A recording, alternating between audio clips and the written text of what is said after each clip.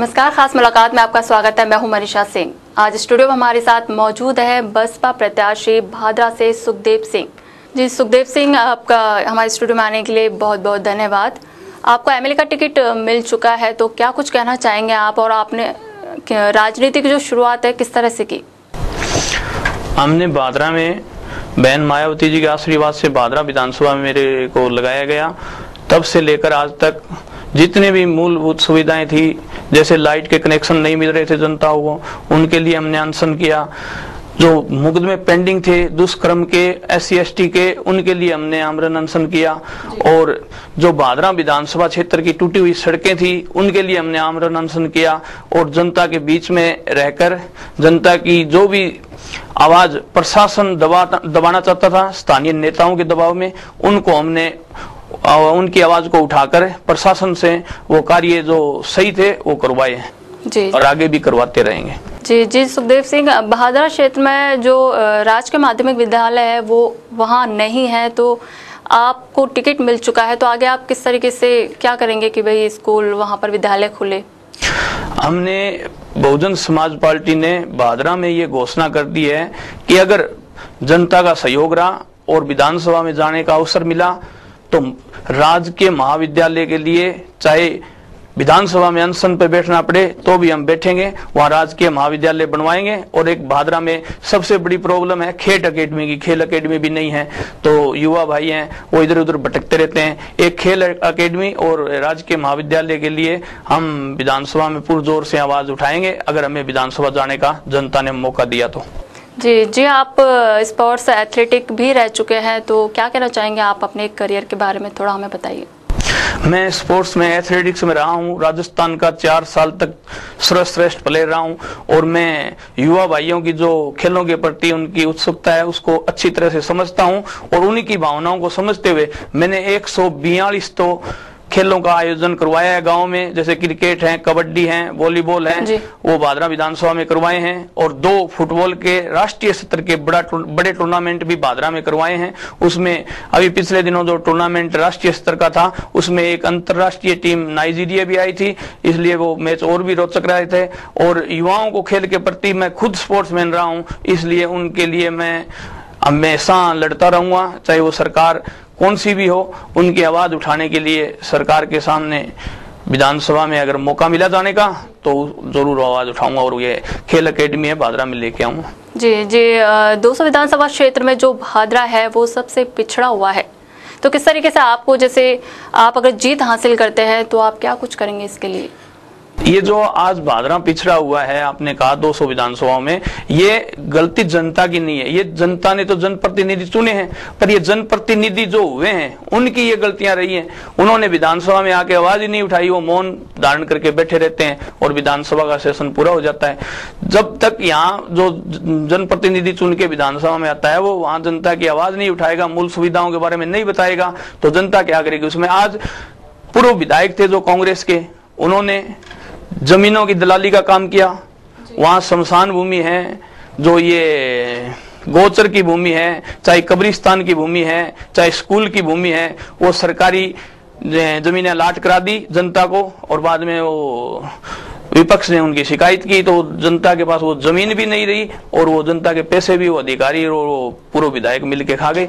तो आज ये पिछड़ने में तहसील का, इन जनप्रतिनिधियों का खास योगदान रहा है। और जनप्रतिनिधि हैं, मैं तो कहता हूँ भादरा में जनप्रतिनिधि है ही नहीं। वहां भादरा में बस डिपो मंजूर हुआ था, चलो आज गवर्नमेंट से हम मंजूर करवा के कोई चीज वहां नहीं लेके जा सकते, जो मंजूर हो गई बस डिपो भादरा में मंजूर हो गया था, वो आज भादरा में नहीं है, अन्यत्र चला गया।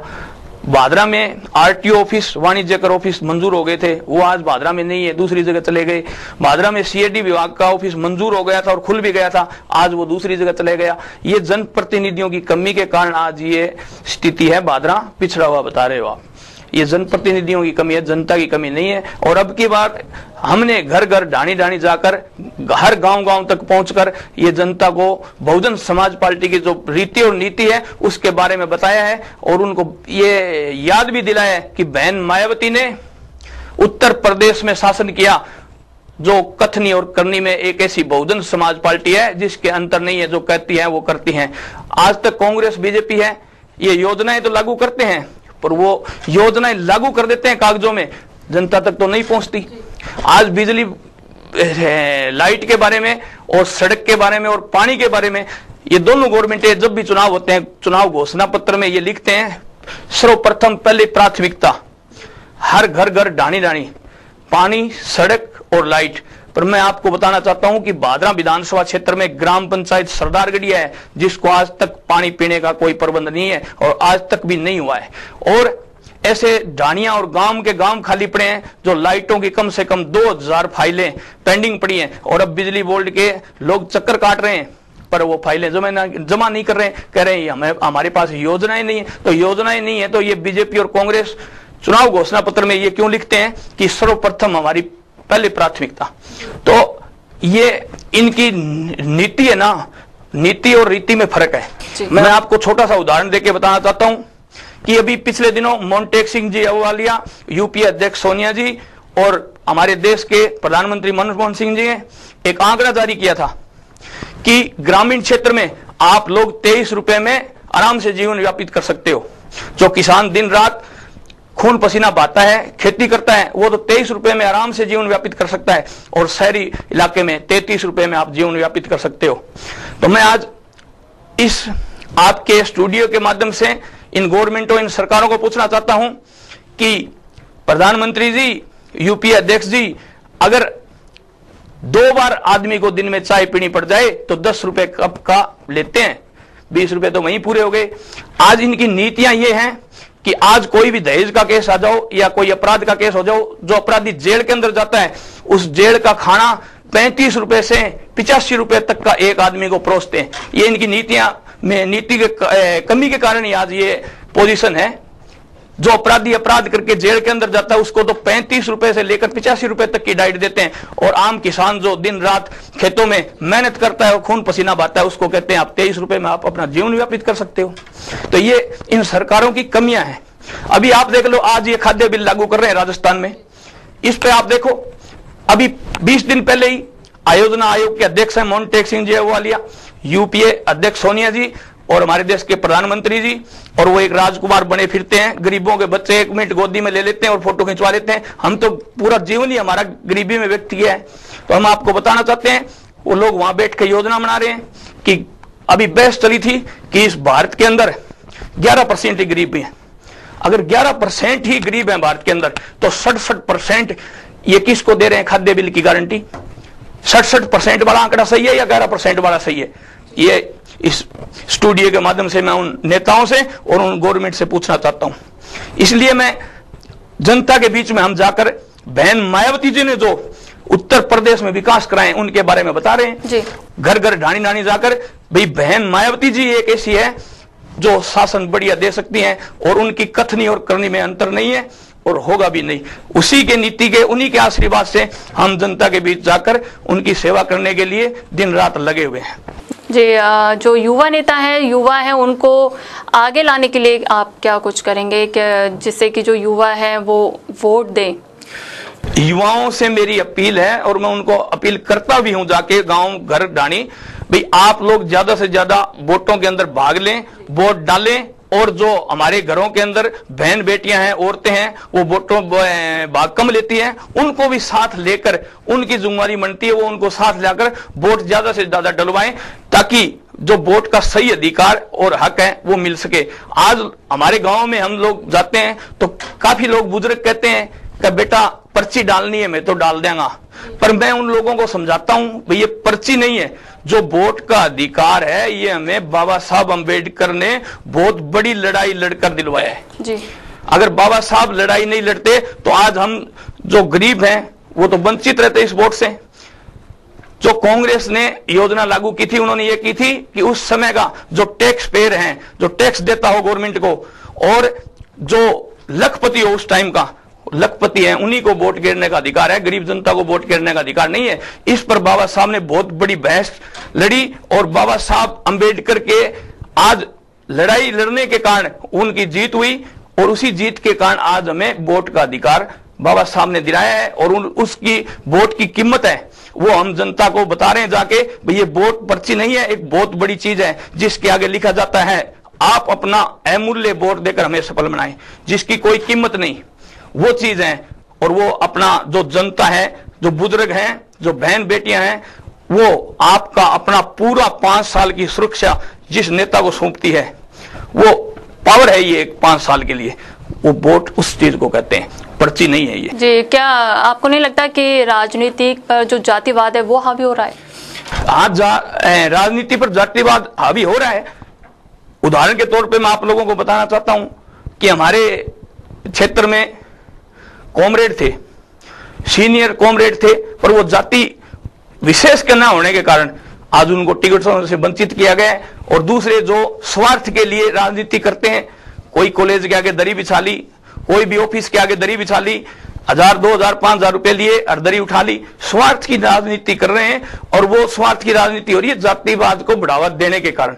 अब मैं वहां भादरा से चुनाव लड़ रहा हूं, तो बहन मायावती जी ने आशीर्वाद दिया है, तो मेरी जाति के तो वहां 8000 ही वोट नहीं है जी। भादरा विधानसभा में मेरे को बहन मायावती जी ने आशीर्वाद देकर भेजा है, तो वहां मेरी जाति के तो 8000 वोट ही नहीं है। पर जो जनता है, जो वहां के युवा हैं, वो मुझे चाहते हैं, और उन्हीं की चाहत के कारण बहन जी ने सर्वे करवाया था और ये मेरे को टिकट सौंपी है।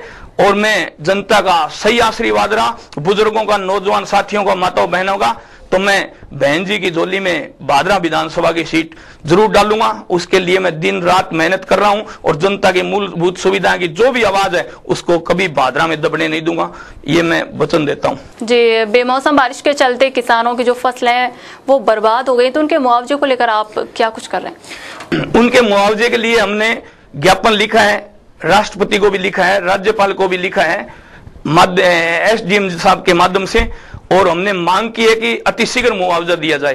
पर ये लोग मुआवजा नहीं देते, क्योंकि अब चुनावी समय, और चुनावी समय के अंदर ये मंजी हुई पार्टियां हैं, कांग्रेस और बीजेपी, ये रेवड़ियां बांट रही है। किसी को साड़ी दे रहे हैं, किसी को कंबल दे रहे हैं, किसी को 500 रुपए बुढ़ापा पेंशन दे रहे हैं। तो मैं आपसे पूछना चाहता हूं इस स्टूडियो के माध्यम से, क्या कि 60 साल में अभी बूढ़े हुए हैं क्या?